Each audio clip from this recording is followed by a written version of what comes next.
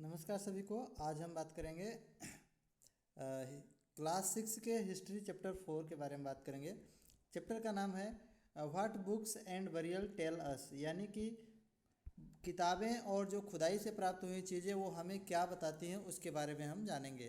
कि हमारे पास कुछ पुराने ग्रंथ हैं, पुरानी किताबें हैं और कुछ खुदाई से चीज़ें मिली हैं, वो हमें क्या बताती हैं उसके बारे में हम जानेंगे। एक फिगर दिया हुआ है यहाँ पर।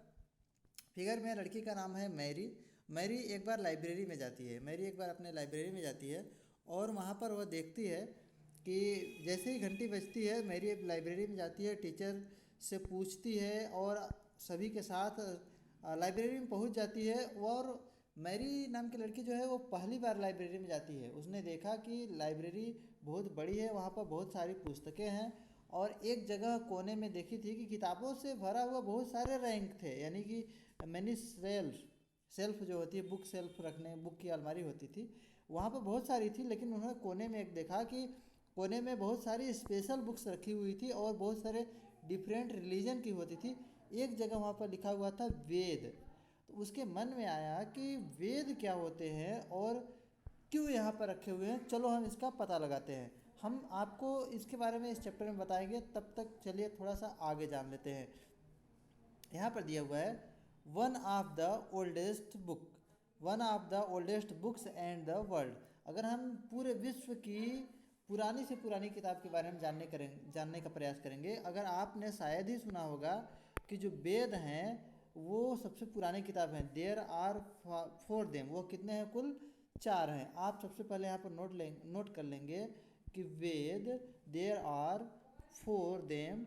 और फर्स्ट नंबर लिखेंगे ऋग्वेद, देन सेकेंड नंबर लिखेंगे सामवेद, देन थर्ड नंबर लिखेंगे यजुर्वेद एंड फोर्थ नंबर लिखेंगे इधर अथर्ववेद। यह बहुत ही पुरानी किताबें हैं। ऋग्वेद सबसे पुरानी है इसमें से। अगर देखें तो ऋग्वेद सबसे पुरानी है। इसकी रचना जो है 3500 ईयर एगो, 3500 साल पहले हुई थी। ऋग्वेद में बहुत सारे मतलब बहुत सारे क्या कि हजारों रेम्स हैं। रेम्स यानी सुक्त कह सकते हैं, सुक्त हैं। और सुक्त का मतलब जो होता है एक वेल सेड, यानी सुक्त का मतलब इसमें कह सकते हैं कि बहुत अच्छी चीज़ या बहुत अच्छी लाइनें कह सकते हैं। सुक्त का मतलब hymns in praise various god and goddess, यानी कि विभिन्न देवताओं से संबंधित कुछ चीज़ें लिखी हुई हैं उस वेदों में। ठीक है, वेरी इंपॉर्टेंट, उसमें कुछ भगवान के नाम दिया गया है। उस टाइम जो इम्पोर्टेंट गॉड हुआ करते थे, यहाँ पर भी इसको भी नोट करेंगे। There 3 god are a warrior god, यानी बहुत सारे important. First number is Soma, जिन्हें a plant from which a special drink was prepared, यानी कि जो एक ऐसे देवता हैं जो अग्नि है, आग के देवता, और एक है जो युद्ध के देवता हैं इंद्र, अगला एक है सोम जो पानी बरसाने वाले हैं। ठीक है, तो 3 यहाँ पर अग्नि, गॉड ऑफ फायर यहाँ पर लिख लेंगे। और फिर से हम बता देते हैं आपको एक बार कि जो आप देखेंगे यहाँ पर 3 गॉड, तो specially very important, first number Agni god of fire, इतना नोट करेंगे। फिर second Indra a warrior of god, then third Soma a plant from which a special drink was prepared, यानी कि जो पानी बरसाने वाले हैं। पानी बरसाने वाले देवता को उस टाइम सोम माना जाता था। ठीक है, चलिए हम आगे देख लेते हैं। इसी में आगे देखते हैं कि वैदिक रचनाओं, इसकी रचना किसने की? तो इसकी रचना करने वाले लोगों को, जो ये रेम्स बनाए हैं, उनको कहा जाता है ऋषि। उनको कहा जाता है ऋषि। और वह कई सारे भाषाओं में है और उनका बिल्कुल सिलेबस टाइप का होता था, एक विधिवत सूक्त, यानी कुछ अच्छी बातें लोग उस टाइम लोगों को बताते थे, सिखाते थे। पुरुष और महिलाएं दोनों को सिखाते थे। सबसे पुराना वेद ऋग्वेद है और यह वैदिक संस्कृति काल में लिखा गया है और यहाँ यह संस्कृत भाषा में है, संस्कृत भाषा में। और जब पुराने समय में लोग पढ़ाई करते थे तो संस्कृत भाषा में ही सिखाया जाता था और उनका स्कूल गुरुकुल होता था, उसमें गुरुकुल में यही वेद पढ़ाए जाते थे। चलिए आगे बात कर लेते हैं। कुछ हम भाषाओं की बात करेंगे यहाँ पर। आगे यहाँ पर दिया हुआ Sanskrit and other language. Sanskrit, इसको आप नोट कर लेंगे अपने कॉपी में, संस्कृत एंड अदर लैंग्वेज, बस इतना ही। अगर आपको साफ दिखेगा तो वीडियो पॉज करके नोट कर लेंगे। यहाँ पर दिया हुआ है संस्कृत एंड अदर लैंग्वेज। तो संस्कृत और जो अन्य भाषाएं हैं वह उस टाइम की भाषाएं थी। Sanskrit are the part of family language known Indo European such as Indian language. और भारत में और कई सारी लैंग्वेजें हैं जैसे असमिया, गुजराती, हिंदी, कश्मीरी, सिंधी और एशियन लैंग्वेज, पार्सियन लैंग्वेज और कई सारी इंग्लिश फ्रेंच लैंग्वेज थी। लेकिन यहाँ पर जो टेक हुआ वर्ड मात्र संस्कृत, यानी वह माँ, हिंदी के माँ शब्द से बना है, मदर ऑफ इंग्लिश में मदर बोलते हैं उसको, यानी यह मातृभाषा बोलते थे, यानी सभी भाषाओं की माता भी कह सकते हैं उसको संस्कृत को। और देव भाषा, वेद भाषा, देव भाषा भी संस्कृत को ही कहा जाता है। हम जिन किताबों पर, हम जैसे जो किताब पढ़ रहे हैं वह किताब हमारी जो किताबें हैं वह पढ़ते हैं, वो लिखी या छापी गई हैं। जैसे ऋग्वेद का उच्चारण किया जाता था या श्रवण किया जाता था, न कि पढ़ा जाता था। ऋग्वेद लोग वहाँ पर जो टीचर होते थे वो देखिए, ये तो रिटेन एंड प्रिंटेड होती थी, उसको लोग पढ़ते थे, यानी उसका वाचन किया जाता था और सामने वाले बैठे लोग उसको सुनते थे। ठीक है, कई हजार साल पहले लोग इसकी रचना कर दिए थे। How historians study the Rigveda, यानी इतिहासकार ऋग्वेद का कैसे अध्ययन करते हैं। चलिए हम बात करते हैं। कुछ आर्कियोलॉजिस्ट लोग हैं, आर्कियोलॉजिस्ट मतलब होता है भूगोलवेता। तो कुछ इतिहासकार और भूगोलवेता ने कुछ बुक पाई और उनको पढ़ने का प्रयास किया, और उसमें सबसे पुरानी बुक दिया हुआ है ऋग्वेदा, जो संस्कृत भाषा में लिखी गई थी। कुछ जैसे कि यहाँ पर दिया हुआ है कि कुछ जो some of hymns Rigveda in the from dialogues his part of such है dialogue between the sage named Vishvamitra, यानी यहाँ पर लिखा हुआ है कि कुछ सूत्र ऐसे हैं। विश्वामित्र नामक ऋषि थे जो देवियों के रूप में पूजित दो नदी, यानी उस टाइम नदियों को भी एक देवी का दर्जा प्राप्त था। टू रिवर, जैसे उसमें है ब्यास और सतलुज, ब्यास और सतलुज दो नदियाँ दी हुई हैं यहाँ पर। देव आर वर्शिप ऑफ गॉडनेस, इनकी पूजा की जाती थी उस टाइम, इन ब्यास और सतलुज नदियों की पूजा की जाती थी। ठीक है, आगे हम देख लेते हैं। यहाँ पर ये कुछ दिया हुआ है मैन्युस्क्रिप्ट्स। मैन्युस्क्रिप्ट्स मतलब होता है कि हाथ से लिखी हुई कुछ, हिंदी में उसको पांडुलिपि बोलते हैं। और विश्वामित्र ने कुछ नदियों के बारे में लिखा था, जिसको यहाँ पर देखा जा सकता है। ये विश्वामित्र ने नदियों के बारे में कुछ लिखा था। हालांकि इसको क्लास जब खुलेगी तो हम इस पर डिस्कस करेंगे, काफ़ी विधिवत बात करेंगे। अभी हम चलते हैं चैप्टर में आगे। Cattle, horse and chariots. चलिए हम कैटल, हॉर्स एंड चैरियट्स के बताते हैं। मवेशी, घोड़े और रथ। मवेशी, घोड़े और रथ के बारे में यहाँ पर दिया हुआ है। इन सभी की मतलब इन सभी की जानकारी आपको ऋग्वेद से ही मिल जाती है। तो यहाँ पर दिया हुआ है there are many prayers of Rigveda for cattle, यानी ऋग्वेद में यह बताया गया उस टाइम के लोग पशु पालते थे, स्पेशली इन सभी के छोटे छोटे बच्चे भी पालते थे। जैसे कि अगर कोई कुत्ते का बच्चा पालता है, जब बड़ा कुत्ता नहीं पालता है, या हॉर्स के बच्चे, और कई सारे पालते थे, कई सारे पशुओं को पाला जाता था उस टाइम।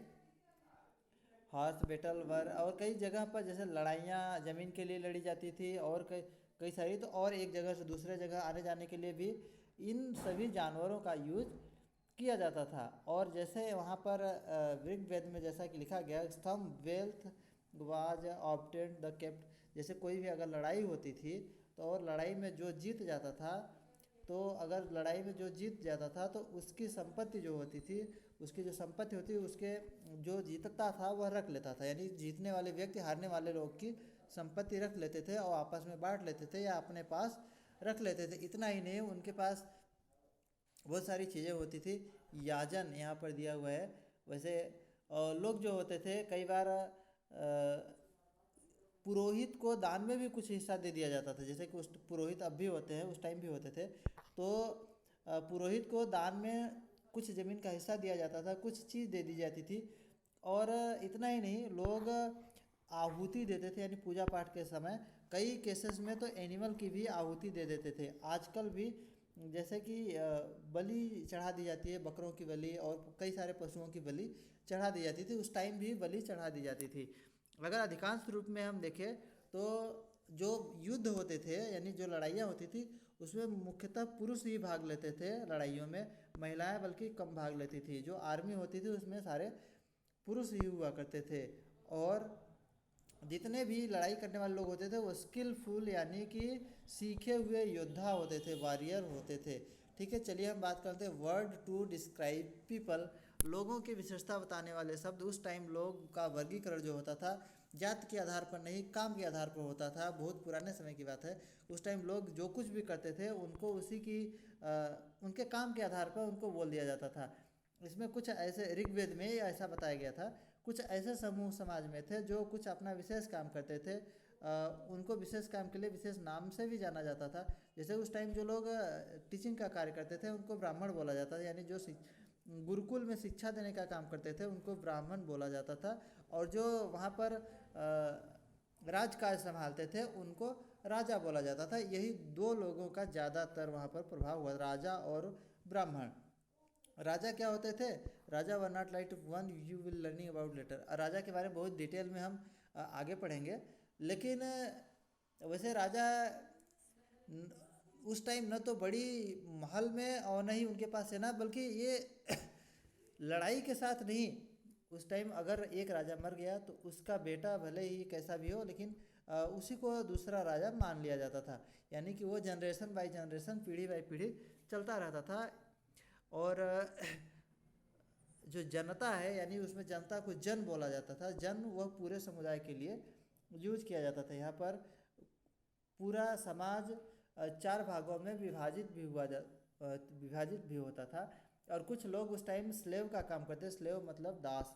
तो सोसाइटी में कम्युनिटी बटी होती थी, और कम्युनिटी में हिंदी लैंग्वेज में बहुत सारे विष होते थे, वैश्य होते थे, और कई इन सभी की चीज़ में हम इन सभी के बारे में अगले चैप्टर में पढ़ेंगे। यहाँ पर हम विष जो है एक शब्द जिसको जन यानी जनता माना जाता था। तो इस विष या जन का यूज सारे जितने भी उस राज्य में जनता होती थी उसके लिए यूज किया जाता था। कई टाइम ऐसा होता है, उस टाइम कुछ आर्य लोग हुआ करते थे जो उस लोग मिलते थे, जैसे कुछ द्रविड़ लोग, कुछ सुमेर लोग, कुछ आर्य लोग। उस टाइम जो ऋग्वेद में लिखा गया है ऐसा यहाँ पर बताया गया कि उस टाइम के वो लोग होते थे द्रविड़, सुमेर, आर्य, ब्राह्मण और राजा। इस टाइप के लोग जो समाज पर ज़्यादा हावी थे, ऐसे लोग हुआ करते थे। और वह समाज का शोषण नहीं बल्कि समाज का साथ देते थे, वर्तमान समय के राजा और कुछ लोगों जैसे नहीं। यहाँ पर ऋग्वेद में बहुत सारी चीज़ें अच्छी अच्छी लिखी गई हैं जो इंडिया के बारे में और लोगों के बारे में बताई गई हैं। खामोश प्रहरी यहाँ पर दिया हुआ है, silent sentinels silent sentinels the story of megalith. Megalith मतलब यहाँ पर कह सकते हैं कि महापाषाण। कुछ ऐसी पाषाण काल की चीज़ें मिली है जो हमें उसके बारे में बता के जाती है। महापाषाण के बारे में अगर हम बात करेंगे, मगलिथ जो है वो पत्थर पर लिखी हुई बहुत सारी चीज़ें जो उस समय के इतिहास की जानकारी हमें दे जाती है। यानी कि कुछ बरियल्स यानी खुदाई से प्राप्त चीज़ें, जैसे कब्रें कह सकते हैं उसको हिंदी में, तो ज़मीन में गाड़ दिए जाते थे और उसमें कुछ चीज़ें लिख के या मार्क करके गाड़ दी जाती थी। और कई साल, हज़ारों साल बाद भी उसको लोग अभी भी दक्कन, साउथ ऑफ इंडिया और कई सारे भागों, कश्मीर जैसे भागों में अभी भी पा जाते हैं कि यहाँ पर यह चीज़ें दबी हुई मिली हैं। चलिए हम आगे थोड़ा सा देख लेते हैं। यहाँ पर ये आप डायग्राम देख सकते हैं कि अगर उस टाइम के लोगों को कुछ चीज़ भी बरियल करना होगा या गाड़ना होगा ज़मीन में, सबसे पहले आप देख सकते हैं यहाँ पर कि एक कुछ विशेष प्रकार के पत्थर यहाँ पर रख दिए गए हैं। जो यहाँ पर दिखाई दे रहा है कि बीच में एक सिक्योर जगह है, उसके किनारे किनारे छोटा छोटा पत्थर, उसके किनारे कुछ बड़ा पत्थर, और उन पत्थरों में मिट्टी भर दी गई है, और उसके किनारे कुछ और बड़े पत्थरों से बना दिया गया। इसमें कुछ चीज़ रख के और ऊपर से पत्थर रख के ढक दिया जाता था, जो बिल्कुल सिक्योर होती थी, बिल्कुल सिक्योर होती थी। उनको खास किस्म के मिट्टी के बर्तन या मिट्टी के बर्तन भी हो सकता है ये, और इसमें से रख दिया जाता है, जो बहुत सालों साल, हज़ारों साल तक चलती थी। उसमें बहुत सारे चीज़ रख दिए जाते थे। कुछ औजार यहाँ पर दिखाए गए हैं। जनरली बहुत सारी चीज़ें जो रखी जाती थी उनकी चीज़ यहाँ पर दिया हुआ है कि wire red wire also sometime skeleton, horse equipment, यानी कई सारे औजार और आभूषण यहाँ पर दिखाई दे रहे हैं। ये औजार देख सकते हैं कि साइड में, ये उसको हिंदी में अगर कहें तो इसको लोहे का सामान कुछ पकड़ने के लिए गौहा या कुछ बोलते हैं इसको घर की भाषा में। ये अगर हम माने तो उस टाइम का अ, कुल्हाड़ी टाइप का कह सकते हैं, कुल्हाड़ियाँ। और इसमें बेट लगा लिया जाता था। ये हालांकि चप्पल जैसे दिख रहा है लेकिन वो चप्पल नहीं है। और ये कुछ एक कटार है जो उस टाइम के लोग यूज करते थे। ठीक है। तो find the about social difference, कुछ सामाजिक असमानताएं थी उसके बारे में हम देख लेते हैं कि वहाँ उस टाइम पे कुछ आर्कियोलॉजिस्ट लोग यानी जो भूगोलवेता होते थे, पुरातत्वविद होते थे, उन्होंने पाया कि कुछ औजारें ज़मीन में दबी हुई हैं और हम ऊपर देख चुके हैं। और आजकल भी कई सारी चीज़ें कई जगह दफनाई हुई मिल जाती हैं सोसाइटी में। कुछ लोग कहते हैं बहुत कीमती चीज़ मिल जाती है, लोग कहते हैं कि फले गांव में फला चीज़ मिली है।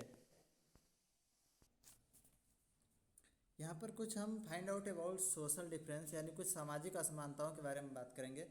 और ये बात कर चुके हैं। इसमें कुछ चीज़ें जैसे ऊपर में बताया था मैंने कि मिली है जो उस टाइम यूज की जाती थी। वर सम वरियल स्पॉट मीन्स फॉर सर्टेन, यानी कुछ खास थी उस टाइम के लोगों के लिए और फैमिली के लिए। जो कीमती चीज़ें होती थी या तो उनको ज़मीन में दफना कर या फिर मंदिरों के आसपास रख दिया जाता था।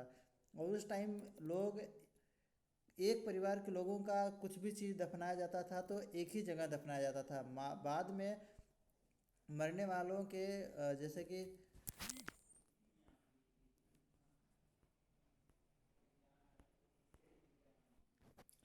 यहाँ पर एक इमाम गांव के एक स्पेशल व्यक्ति की, मतलब एक इमाम गांव के एक स्पेशल व्यक्ति की बरियल मिली है, मतलब कि कब्रगाह मिली है जिसमें बहुत सारी, जो हमने चित्र में दिखाया था वो 3600 से 2700 साल पहले की है। और वहाँ पर बहुत सारी चीज़ें रख दी गई हैं। इतना ही नहीं, हालांकि कुछ ऐसी चीज़ें जो ख़राब भी हो गई हैं और कुछ ऐसी चीज़ें जो अभी भी दिखाई देती हैं। जैसे पत्थर है वो ख़राब होने वाले नहीं हैं, पत्थर की कुछ चीज़ें हैं वो अभी भी ख़राब नहीं हुई हैं। और कुछ मिट्टी के बर्तन या कुछ, मतलब मिट्टी का बर्तन बना के उसको पका दिया जाता था, वह भी अभी ख़राब नहीं हुई उसमें। हालांकि कुछ लोग ऐसा मानना है कि जहाँ पर शव को दफनाया जाता था वहाँ पर एक विशेष बर्तन में खाना भी रख दिया जाता था, लेकिन ऐसा बहुत कम देखने को मिलता है या बहुत कम सुनने को मिलता है। जैसे the centre of settlement this house also had granary, और कुछ अनाज के दाने भी और कई सारी चीज़ें वहाँ पर मिली है। और इतना ही नहीं, उनका दाने का गोदाम था। और they body was placed cross legged position, यानी कुछ ऐसे कंकाल भी मिले हैं जिनका सिर पैर मुड़ा हुआ था। ठीक है। अगर हम बात करें कि इमाम गांव के लोग क्या काम धंधे करते थे, हालांकि कंकाल हमें क्या बताते हैं इसके बारे में यहाँ पर कुछ दिया हुआ है जिसको हम क्लास लगने पर विस्तृत चर्चा करेंगे, डिटेल में बात करेंगे। लेकिन यहाँ पर देख सकते हैं कि जो इमाम गांव के लोग थे वो क्या करते थे उसके बारे में हम जो पढ़ रहे हैं। वो क्या करते थे और क्यों उनके यहाँ की बरियल यानी कब्रें मिली हैं या खुदाई में कुछ चीज़ें इमाम गांव की क्यों मिली हैं। अगर हम आर्कियोलॉजिस्ट की माने यानी पुरातत्व विभाग वालों की माने तो वहाँ के लोग गेहूँ, जौ यानी कि व्हीट, वेरली, राइस, पल्स, मिलेट्स यानी मिलेट्स इन बाजरा होता है, और पीज एंड मटर, और शीशम का पेड़ है। तो सॉरी, शीशम यानी यहाँ पर तिल है, तिल से संबंधित और कई सारे जानवरों की हड्डियाँ मिली हैं। और कई सारे बीज मिले हैं और कई सारे कट के निशान मिले हैं, यानी कि हड्डियों पर भी कट के निशान मिले हैं। यानी ऐसा लगता है कि उस टाइम पशुओं को काट के, भैंसों को और कई चीज़ों को ये खाते भी रहे होंगे। कुछ पशु पालते भी थे, जैसे उसमें केट बफेलो, गॉट, सीप, डॉग, हॉर्स और पिग, सुअर, कछुआ, केकड़ा, जो कुछ भी, नेवला, कृष्ण मृग, सांभर, बहुत सारे जानवर दिए हुए। अगर हम हिंदी में एक लाइन से बात करें तो जितना भी लिखा हुआ है यहाँ पर जानवरों के नाम, उसमें से हैं देखिए गाय, बैल, भैंस, बकरी, भेड़, कुत्ता, घोड़ा, गधा, सुअर, सांभर, चितकबरा, हिरण, काला मृग, खरहा, नेवला, चिड़िया, घड़ियाल, कछुआ, केकड़ा, मछली की हड्डियाँ और कई सारी। हालांकि मछली की भी हड्डियाँ उस टाइम मिली थी, बहुत छोटी होती है।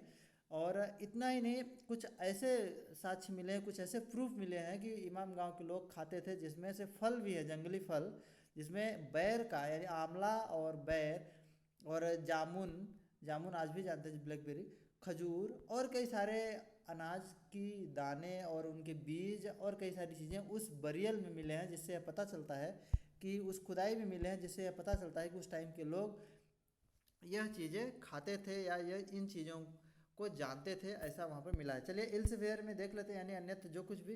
अगर चीन का एटलस देखें तो 3500 साल पहले यहाँ भी लिखना सीख लिए थे लोग। हालांकि चीनी भाषा में क्या लिखते थे वो ज़्यादा समझ में नहीं आएगा, यहाँ पर दिया हुआ है। चीनी भाषा के लोग, चीनी में कुछ लोग चीनी भाषा में लिखे थे। यहाँ पर कुछ हम कीवर्ड्स दिया हुआ है, कीवर्ड्स आप देख लेंगे। जैसे वेद है, तो वेद जो चार होते हैं लैंग्वेज यानी भाषाएं। हेम्स मतलब वहाँ पर कुछ सुक्ति होती थी। और यहाँ पर ये है चैरियट्स एंड रथ, और रथ के बाद यहाँ पर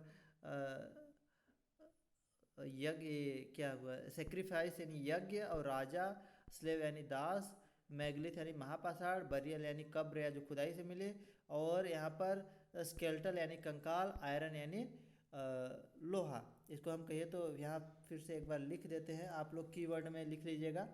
यहाँ पर इसको हम अगर हिंदी में लिखे तो यहाँ पर है ये वेद, वेद, और ये है भाषा, और ये रेम्स जो है इसको बोलते हैं सुक्त, सुक्त है। और ये जो है चैरियट्स यानी यहाँ पर इसको बोलेंगे रथ, रथ बोलेंगे इसको। और अगर इसमें सेक्रीफाइस की बात करें इसको बोलते हैं यज्ञ बोलते हैं, इसको लिख लेंगे आप। इसके बाद राजा तो आप लोग जानते ही हैं, राजा। स्लेव यानी होता है दास, और यहाँ पर मैगलिथ यानी होता है महापाषाण, यानी महापाषाण। अगला है बरियल यानी कब्र, लिख सकते हैं सीधे कब्र, लेकिन वो कब्र नहीं जहाँ आदमी दफनाते हैं, यहाँ पर कुछ और चीज़ें भी दफनाते हैं। स्केटल यानी कंकाल, कंकाल है। और यहाँ पर आयरन यानी लोहा। तो ये सब चीज़ें, यह सब कीवर्ड उपयोगी शब्द जो है इस चैप्टर में मिला है। इसको वीडियो पॉज करके लिख लेंगे कॉपी में। फिर चलिए आगे बताते हैं आपको। इसका प्रश्न और उत्तर दिया हुआ है यहाँ पर, मैच द फॉलोइंग और प्रश्न और उत्तर। हालांकि यहाँ पर कुछ इंपॉर्टेंट नोट दिया हुआ है, इसको भी आपको अपने नोटबुक में नोट करना है। ये इंपॉर्टेंट डेट्स और नोट्स दिया हुआ है। अब हम चलिए यहाँ पर आपको मैच द फॉलोइंग करवा देते हैं। यहाँ पर अगर हम सामने ही कुछ मैच द फॉलोइंग करें तो सुक्त जो होता है वह वेल सेड होता है। यहाँ पर देख सकते हैं सुक्त जो है, और सॉरी वेल सेड, और दास को स्लेव बोला जाता था, और ये होता था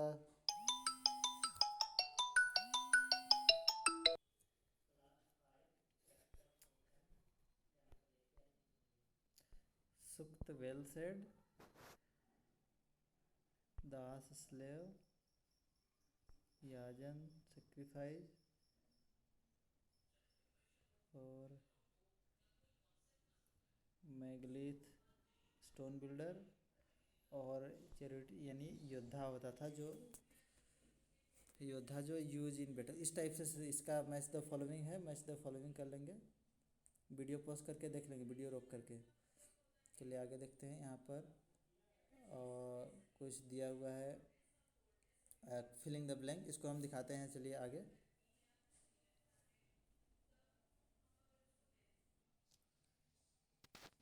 यहाँ पर देख सकते हैं कि स्लेव का क्या यूज़ किया जाता था, कैसे किया जाता था। यहाँ पर दिया हुआ है, ये फिलिंग द ब्लैंक्स है। पूरा वीडियो रोक करके देख लेंगे। और इसके आगे हम दिखा देते हैं आपको कि अगला क्वेश्चन के 3 नंबर का इतना छोटा सा आंसर है, 4th नंबर का इतना छोटा सा आंसर है। वीडियो रोक करके लिख लेंगे। और इसके बाद हम 5th में आते हैं। 5th का ही छोटा सा आंसर है, और 6 का। 5th वीडियो रोक के देखेंगे, और 6 का 7 का नहीं करना है, बस 6 तक का आपको करना है, यानी 1 से लेकर 6 तक का। चलिए ठीक है, आज की वीडियो में इतना ही, फिर मिलेंगे अगली वीडियो के साथ।